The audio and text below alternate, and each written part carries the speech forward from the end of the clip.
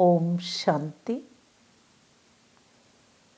21/12/2023 సాకార ఈశ్వరీయ మధుర మహావాక్యాలు. మధురమైన పిల్లలారా, శివబాబా తప్ప మీకిక్కడ ఇంకేమీ లేదు కనుక ఈ దేహభావం నుండి కూడా దూరమై ఏమీ లేని బికారులుగా అవ్వాలి. బికారులే యువరాజులుగా అవుతారు. ప్రశ్న: డ్రామా యథార్థమైన జ్ఞానము ఎటువంటి ఆలోచనలను సమాప్తం చేస్తుంది? జవాబు: ఈ జబ్బు ఎందుకు వచ్చింది, ఇలా చేయకుండా ఉంటే ఇలా జరిగేది కాదు, ఈ విఘ్నం ఎందుకు వచ్చింది, బంధనం ఎందుకు వచ్చింది, ఇటువంటి ఆలోచనలన్నీ డ్రామా యథార్థ జ్ఞానము ద్వారా సమాప్తమైపోతాయి. ఎందుకంటే డ్రామా అనుసారం ఏం జరగాలో అదే జరిగింది. కల్పక్రితం కూడా ఇదే జరిగింది. పాత శరీరమైన కారణంగా దీనికి అతుకులు కూడా పడాల్సిందే. కనుక ఎటువంటి ఆలోచనలు నడవజాలవు. పాట: మనము ఆ మార్గంలో నడవాలి. ఓం శాంతి. మనం ఆ మార్గంలో నడవాలి అని పాటలో విన్నారు. ఏ మార్గంలో? మార్గాన్ని తెలిపించేవారు ఎవరు? మనం ఎవరి మార్గంలో నడుస్తున్నామో పిల్లలకు తెలుసు. సలహా అనండి, మార్గము అనండి, శ్రీమతం అని అనండి, విషయమంతా ఒక్కటే. ఇప్పుడు శ్రీమతమును అనుసరించాలి. కానీ ఎవరి శ్రీమతం? శ్రీమద్ భగవద్గీత అని లిఖింపబడి ఉంది. అంటే మీ బుద్ధి యోగము తప్పకుండా శ్రీమతం వైపే వెళ్తుంది. ఇప్పుడు పిల్లలైన మీరు ఎవరి స్మృతిలో కూర్చొని ఉన్నారు? శ్రీకృష్ణుడు అని అంటే అతడిని అక్కడ స్మృతి చేయాల్సి ఉంటుంది. పిల్లలైన మీరు శ్రీకృష్ణుణ్ణి స్మృతి చేస్తారా, చెయ్యరా? వారసత్వం రూపంలో స్మృతి చేస్తారు. మనము రాకుమారులుగా అవుతాము అని మీకు తెలుసు. పుట్టగానే లక్ష్మీనారాయణలుగా అవ్వరు. మీరు తప్పకుండా శివబాబాను స్మృతి చేస్తారు. ఎందుకంటే శ్రీమతము వారిదే. కృష్ణ భగవాను వాచ అని అనేవారు. కృష్ణుణ్ణి స్మృతి చేస్తారు. కానీ ఎక్కడ స్మృతి చేస్తారు? అతడిని వైకుంఠములో స్మృతి చేయడం జరుగుతుంది. కావున మన్మనాభవ అనే పదాన్ని కృష్ణుడు చెప్పలేడు. మధ్యాజీ భవని మాత్రం చెప్పగలడు. నన్ను స్మృతి చెయ్యండి. అతడు వైకుంఠంలో ఉంటాడు. ప్రపంచానికి ఈ విషయాలు తెలియవు. తండ్రి చెప్తున్నారు, పిల్లలారా, ఈ శాస్త్రాలన్నీ భక్తి మార్గంలోవి. సర్వధర్మ శాస్త్రాలలో గీత కూడా వచ్చేస్తుంది. గీత భారతదేశపు ధర్మశాస్త్రం. వాస్తవానికి ఇది అందరి శాస్త్రం. అందుకే శ్రీమత్ సర్వశాస్త్ర శిరోమణి గీత అని అంటారు. అంటే సర్వోత్తమమైనది. సర్వోత్తములు శ్రీ శ్రీ శివబాబా వారు శ్రేష్టాతి శ్రేష్ఠులు. శ్రీ శ్రీ అని కృష్ణుణ్ణి అనరు. శ్రీ శ్రీ కృష్ణుడు లేక శ్రీ శ్రీ రాముడు అని అనరు. వారిని కేవలం శ్రీ అంటే శ్రేష్టమైన అని అంటారు.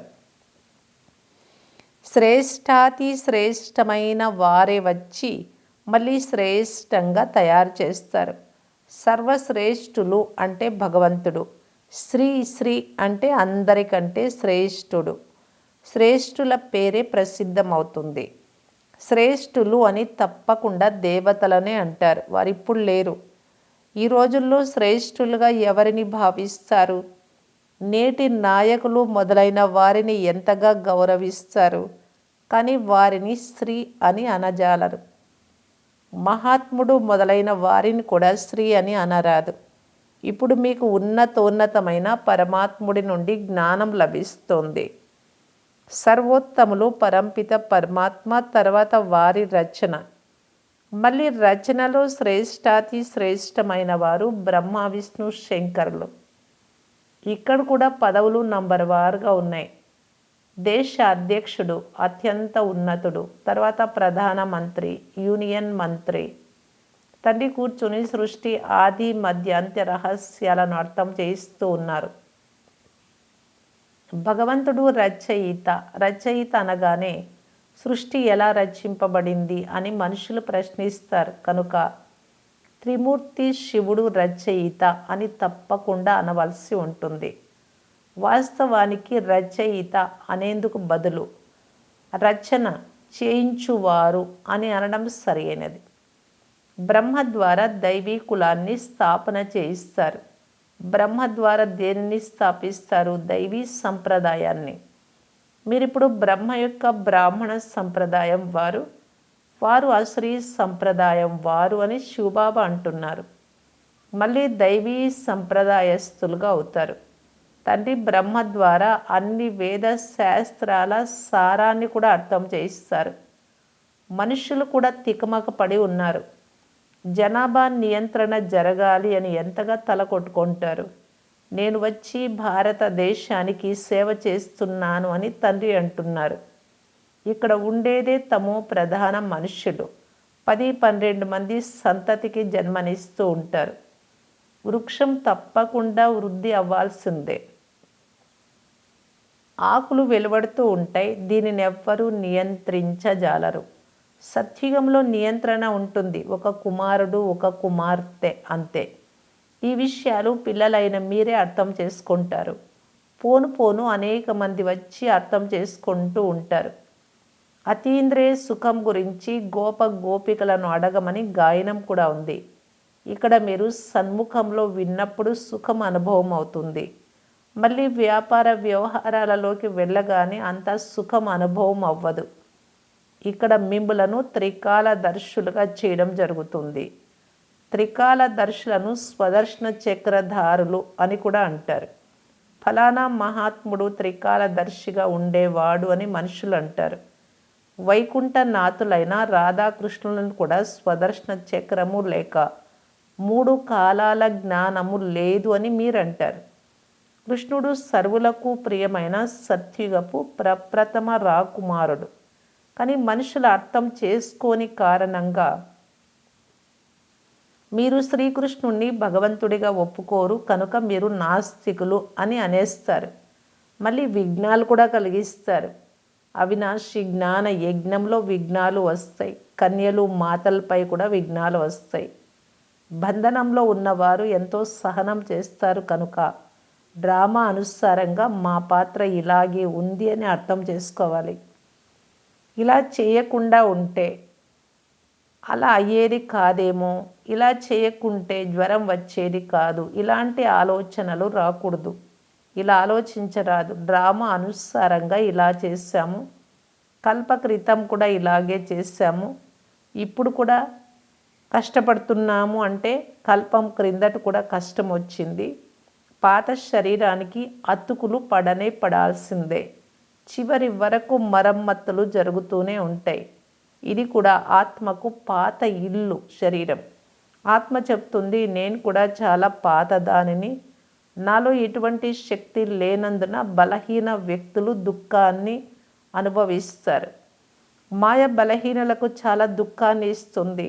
భారతవాసులైన మనల్ని మాయ తప్పకుండా చాలా బలహీనపరిచింది. చాలా శక్తి కలిగి ఉన్న మనల్ని మాయ బలహీనపరిచింది. ఇప్పుడు దానిపై విజయం పొందుతాము అని మీరు భావిస్తారు. భారతదేశానికి ఎక్కువ దుఃఖం లభిస్తుంది. అందరి నుండి అప్పులు తీసుకుంటుంది. భారతదేశం పూర్తిగా పాతదైపోయింది. ఎవరైతే చాలా ధనవంతులుగా ఉండేవారో వారు పూర్తి బికారులుగా అవ్వాలి. మళ్ళీ బికారుల నుండి రాకుమారులుగా అవుతారు. బాబా చెప్తూ ఉన్నారు, ఈ శరీర భావం నుండి కూడా దూరంగా ఖాళీగా అయిపోండి. ఇక్కడ మీది అంటూ ఏమీ లేదు. ఒక్క శివబాబా తప్ప ఇంకెవ్వరూ లేరు కనుక మీరు చాలా నిరుపేదలుగా బికారులుగా అవ్వాల్సి ఉంటుంది. యుక్తులు కూడా చాలా తెలిపిస్తూ ఉంటారు. జనకుడి వలె గృహస్థ వ్యవహారంలో ఉంటూ కమల పుష్ప సమానంగా ఉండాలి. శ్రీమతాన్ని పాటించాలి. సర్వము సమర్పణం కూడా చేయాలి. జనకుడు సర్వస్వము ఇచ్చేశాడు. మళ్ళీ నీ సంపత్తిని నీవే సంభాళించు, అయితే నిమిత్తంగా ఉండు అని చెప్పబడింది. హరిశ్చంద్రుడి దృష్టాంతం కూడా ఉంది. బాబా తెలిపిస్తూ ఉన్నారు, పిల్లలారా, మీరు బీజం నాటకపోతే మీ పదవి తక్కువైపోతుంది. తండ్రిని అనుసరించండి. మీ ఎదురుగా ఈ దాదా కూర్చొని ఉన్నాడు. శివబాబాను మరియు శివశక్తులను కూడా పూర్తి నిమిత్తంగా చేసేసాడు. శివబాబా కూర్చొని సంభాళించరు. ఇతడు తనపై తానే బలి అవ్వడు. మాతలపై బలి అవ్వాల్సి వచ్చింది. మాతలనే ముందుంచాలి. తండ్రి వచ్చి మనుషులను దేవతలుగా చేసేందుకు జ్ఞానామృత కలశాన్ని మాతలకే ఇస్తారు, లక్ష్మికి ఇవ్వలేదు. ఈ సమయంలో ఈమె జగదంబ, సత్యుగంలో లక్ష్మిగా అవుతుంది. జగదంబ గారి గురించి పాట ఎంత బాగా రచింపబడింది. ఆమెకు చాలా గౌరవం ఉంది. తాను సౌభాగ్య విధాతగా ఎలా అవుతుంది? తనకు ధనం ఎక్కడి నుండి లభిస్తుంది? బ్రహ్మ ద్వారా లభిస్తుందా? కృష్ణుడి నుండి లభిస్తుందా? వారి నుండి లభించదు. జ్ఞానసాగరుడైన తండ్రి నుండే ధనం లభిస్తుంది. ఇది కూడా చాలా గుప్తమైన విషయం. భగవాను వాచ, సర్వుల కొరకు భగవంతుడు అందరి వాడు కదా. అన్ని ధర్మస్థులకు చెప్తున్నారు, నన్ను ఒక్కరినే స్మృతి చేయండి. భలే అనేక మంది శివుడి పూజారులు ఉన్నా వారికి ఏమీ తెలియదు. అది భక్తి. ఇప్పుడు మీకు జ్ఞానాన్ని ఎవరు ఇస్తారు? అతి ప్రియమైన తండ్రి. కృష్ణుడైతే ఇలా అనరు, అతడిని సత్యుగ రాకుమారుడు అని అంటారు. భలే కృష్ణుడిని పూజిస్తారు, కానీ అతడు సత్యుగ రాకుమారుడిగా ఎలా అయ్యాడు? ఇంతకుముందు మీకు కూడా తెలిసేది కాదు. ఇప్పుడు మళ్ళీ మీరు రాకుమారీలుగా అవుతారు. తర్వాత లక్ష్మీ నారాయణలను వరిస్తాము అని పిల్లలైన మీకు తెలుసు. ఇది భవిష్యత్తు కొరకు జ్ఞానం. దీని ఫలితం 21 జన్మలకు లభిస్తుంది. కృష్ణుడు ఆస్తినిస్తాడు అని అనరు. వారసత్వం తండ్రి నుండి లభిస్తుంది. శివబాబా రాజయోగాన్ని నేర్పిస్తారు. బ్రహ్మ నోటి ద్వారా వేలాది బ్రాహ్మణులు వెలువడ్డారు. వారికి శిక్షణ లభిస్తుంది. బ్రాహ్మణులైన మీరు మాత్రమే కల్పపు సంగమ యుగానికి చెందినవారు. మిగిలిన సృష్టి అంతా కలియుగంలో ఉంది. మేమంతా కలియుగంలో ఉన్నామని వారు అంటారు. మేము సంగమయుగంలో ఉన్నామని మీరు అంటారు. ఈ విషయాలు ఇంకెక్కడా లేవు. ఈ క్రొత్త విషయాలను మనస్సులో ఉంచుకోవాలి. తండ్రిని మరియు వారసత్వమును స్మృతి చేయడమే ముఖ్యమైన విషయం. పవిత్రంగా ఉండకపోతే యోగం ఎప్పటికీ కుదరదు. నియమం అలా చెప్పదు కనుక వారు ఉన్నత పదవిని కూడా పొందలేరు. కొద్దిగా యోగం చేసిన స్వర్గంలోకైతే వెళ్తారు. పవిత్రంగా అవ్వకుంటే నా వద్దకు రాలేరు అని తండ్రి చెప్తున్నారు. ఇంట్లో కూర్చొని కూడా స్వర్గంలోకి రావచ్చు, మంచి పదవిని పొందవచ్చు. కానీ ఎప్పుడైతే యోగంలో ఉండి పవిత్రంగా ఉన్నప్పుడు మాత్రమే. పవిత్రత లేకుంటే యోగము కుదరదు. మాయ యోగము చెయ్యనివ్వదు. సత్యమైన హృదయంపై ప్రభువు రాజీ అవుతారు. వికారాలలోకి వెళ్ళేవారు కూడా మేము శివబాబాను స్మృతి చేస్తాము అని అంటారు. ఇది కేవలము తమను తాము మభ్యపెట్టుకునేందుకు అంటారు. ముఖ్యమైనది పవిత్రత. జనసంఖ్యను నియంత్రించండి, పిల్లలకు జన్మనివ్వకండి అని అంటారు ప్రభుత్వం వారు కూడా. ఇది తమో ప్రధానమైన ప్రపంచం. ఇప్పుడు బాబా బర్త్ కంట్రోల్ చేస్తూ ఉన్నారు. మీరంతా కుమారీలు కనుక వికారాల మాటే లేదు. ఇక్కడైతే విష కారణంగా పిల్లలు ఎంత సహనం చేయాల్సి ఉంటుంది. చాలా పథ్యాన్ని పాటించాలి అని బాబా చెప్తున్నారు. ఇక్కడ మద్యమును సేవించేవారు కూడా ఎవ్వరూ లేరు అని తండ్రి పిల్లలను అడుగుతున్నారు, ఉన్నారా అని. అసత్యం చెప్తే ధర్మరాజు అత్యంత కఠినంగా శిక్షిస్తాడు. భగవంతుడి ముందు నిజమే చెప్పాలి. ఏ కారణంగానైనా లేక ఔషధ రూపంలోనైనా ఎవరైనా మద్యమును సేవిస్తున్నారా? అప్పుడు ఎవరు చేతులు ఎత్తలేదు. బాబా అన్నారు, ఇక్కడ కూడా సత్యమే చెప్పాలి. ఏదైనా తప్పు అయితే బాబాకు లెటర్ వ్రాయాలి. బాబా, నా ద్వారా ఈ తప్పు జరిగింది, మాయ చెంపదెబ్బ కొట్టింది, ఈరోజు మాలోకి కోపభూతం వచ్చింది, కొట్టాము అని చాలామంది పిల్లలు బాబాకు వ్రాస్తారు. కొట్టరాదు అని మీ మతం. కృష్ణుడి రోకటి బండకు బంధించారు అని చూపిస్తారు. ఇవన్నీ అసత్యమైన విషయాలు. పిల్లలకు ప్రీతితో శిక్షణను ఇవ్వాలి, కొట్టరాదు. భోజనం ఇవ్వకపోవడము, మిఠాయిలు ఇవ్వకుండా ఉండడం, ఇలా వారిని బాగు చేయాలి. దెబ్బ వేయడం కోపానికి గుర్తు. అది కూడా మహాత్ములపై కోపం చేసుకుంటున్నారు. చిన్నపిల్లలు మహాత్ముడితో సమానం కదా, కనుక కొట్టరాదు, తిట్టరాదు కూడా. మేము ఈ వికర్మలు చేశాము అనే ఆలోచన కలిగించే కర్మలు ఏవి చేయరాదు. ఒకవేళ చేస్తే వెంటనే బాబా మేము ఈ తప్పు చేశాము, మమ్మలను క్షమించండి, ముందుకు చెయ్యము అని ప్రమాణము చేస్తారు కదా. అక్కడ కూడా ధర్మరాజు శిక్షణ ఇస్తారు. ఇక నుండి చెయ్యము అని ప్రమాణం చేస్తారు. బాబా చాలా ప్రీతితో అపురూపమైన సుపుత్ర పిల్లలారా, ప్రియమైన పిల్లలారా, ఎప్పుడు అసత్యము చెప్పరాదు అని అంటారు. అడుగడుగులో సలహాను అడగాలి. భారతదేశాన్ని స్వర్గంగా చేయడంలో మీ ధనమును ఉపయోగిస్తారు కనుక ప్రతి గవ్వ కూడా వజ్ర సమానమైనదే, ప్రతి పైసా కూడా. మేము సన్యాసులు మొదలైన వారికి దాన పుణ్యాలు చేస్తాము అని కాదు. మనుషులు హాస్పిటల్ లేక కళాశాలలు మొదలైనవి నిర్మిస్తారు. దాని నుండి ఏం లభిస్తుంది? కళాశాలలు తెరవడం ద్వారా వచ్చే జన్మలో మంచి విద్య లభిస్తుంది. ధర్మశాలలు నిర్మిస్తే మహల్లు లభిస్తాయి. ఇక్కడైతే మీకు జన్మ జన్మల కొరకు తండ్రి ద్వారా అనంతమైన సుఖం లభిస్తుంది, అనంతమైన ఆయువు ఉంటుంది. ఇంతకంటే ఎక్కువ ఆయువు ఏ ధర్మం వారికి ఉండదు. తక్కువ ఆయువు కూడా ఇక్కడదే లెక్కింపబడుతుంది. కావున ఇప్పుడు బేహద్దు తండ్రిని నడుస్తూ, తిరుగుతూ, లేస్తూ, కూర్చుంటూ స్మృతి చేసినప్పుడే ఖుషీగా ఉంటారు.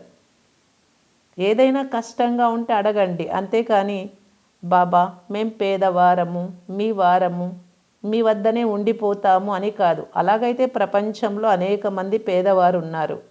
అందరూ మమ్ములను మధువనంలో ఉంచుకోండి అని అంటారు. అలా అనుమతిస్తే లక్షల మంది చేరిపోతారు. ఇది కూడా నియమం కాదు. మీరు గృహస్థ వ్యవహారంలోనే ఉండాలి. ఇక్కడ అలాగే ఉండేందుకు లేదు. వ్యాపారంలో సదా ఈశ్వరార్థం 1-2 పైసలైనా తీసి ప్రక్కన పెడతారు. బాబా చెప్తున్నారు, మంచిది, మీరు చాలా పేదవారు అయితే ఏమీ తీయకండి, జ్ఞానాన్ని అర్థం చేసుకోండి మరియు మన్మనాభవగా ఉండిపోండి. మీ మనస్సును నా పైన ఉంచండి. మీ మమ్మ ఏమి ఇచ్చారు? ఏమీ ఇవ్వలేదు, కానీ జ్ఞానంలో తీక్షణంగా ఉంది. తనువు మనస్సు ద్వారా సేవ చేస్తుంది. ఇందులో ధనం మాటే లేదు. ఎక్కువంటే 1 రూపాయి అయినా ఇవ్వండి. మీకు ధనవంతులకు ప్రాప్తించినంత ప్రాప్తి లభిస్తుంది. మొదట తమ గృహస్థ వ్యవహారాన్ని సంభాళించాలి. పిల్లలు దుఃఖీలుగా అవ్వరాదు. అచ్చా, మధురాతి మధురమైన అపురూపమైన పిల్లలకు మాతాపిత బాప్దాదాల ప్రియ స్మృతులు మరియు గుడ్ మార్నింగ్. ఆత్మిక పిల్లలకు ఆత్మిక తండ్రి నమస్తే. ధారణ కొరకు ముఖ్య సారం. ఫస్ట్ పాయింట్, చివరిలో పశ్చాత్తాప పడవలసి వచ్చే కర్మలేవి చేయకండి. అసత్యము చెప్పరాదు. సత్యమైన తండ్రితో సత్యంగా ఉండాలి. సెకండ్ పాయింట్, భారతదేశాన్ని స్వర్గంగా చేయడంలో మీ ఒక్కొక్క పైసాను సఫలం చేసుకోవాలి. బ్రహ్మబాబా సమానంగా సమర్పితులై నిమిత్తంగా ఉండాలి. వరదానం, ప్రతి ఆత్మ యొక్క సంబంధ సంపర్కంలోకి వస్తూ అన్ని ప్రశ్నలకు దూరంగా ఉండే సదా ప్రసన్న చిత్ భవ. ప్రతి ఆత్మ యొక్క సంబంధ సంపర్కంలోకి వస్తూ ఎప్పుడు కూడా మనస్సులో వీరు ఇలా ఎందుకు చేస్తున్నారు, ఎందుకు అంటున్నారు, ఈ విషయం ఇలా కాదు, ఇలా ఉండాలి కదా అనే ప్రశ్నలు ఉత్పన్నం అవ్వరాదు. ఎవరైతే ఈ ప్రశ్నలన్నింటికీ దూరంగా ఉంటారో వారే సదా ప్రసన్న చిత్తులుగా ఉంటారు. కానీ ఎవరైతే ఈ ప్రశ్నలు అనే క్యూలోకి వెళ్ళిపోతారో, క్యూ ఇది రచిస్తారో, అప్పుడు వాటిని పాలన కూడా చేయాల్సి వస్తుంది. అంటే బయటికి తీసుకొస్తారు కదా, సమయము మరియు శక్తి కూడా ఇవ్వాల్సి వస్తుంది. అందువలన ఈ వ్యర్థ రచన యొక్క బర్త్ కంట్రోల్ చేయండి. వ్యర్థ రచన అంటే సంకల్పాలు, ఇవే ప్రశ్నలు. స్లోగన్, మీ కళ్ళల్లో బిందు స్వరూపుడైన తండ్రిని ముడుచుకుంటే ఇతరులెవ్వరూ ఇమడలేరు.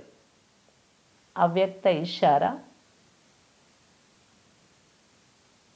బంధనాల నుండి ముక్తి అయ్యి జీవన్ముక్తి స్థితిని పొందటానికి బాప్దాదా తెలియజేస్తూ ఉన్నారు. మీ భాగ్యం అనే చిత్రాన్ని చూస్తూ కర్మ చేస్తూ కూడా శ్రమ నుండి ముక్తి అయి ఖుషీని అనుభవం చేయండి. ఎప్పుడే కానీ దుఃఖం యొక్క కన్నీరు రారాదు. మనస్సులో దుఃఖం యొక్క అలలు రావడము అనగా మనస్సు యొక్క కన్నీరు అది. కనుక కళ్ళ నుండి కన్నీరు రారాదు, మనస్సు నుండి రారాదు. ఇలా దుఃఖము నుండి ముక్తులు కండి. భాగ్యవాన్ ఖుష్ నసీబ్ ఆత్మల దగ్గరకు దుఃఖం యొక్క అలలు కూడా రారాదు. ఓం శాంతి.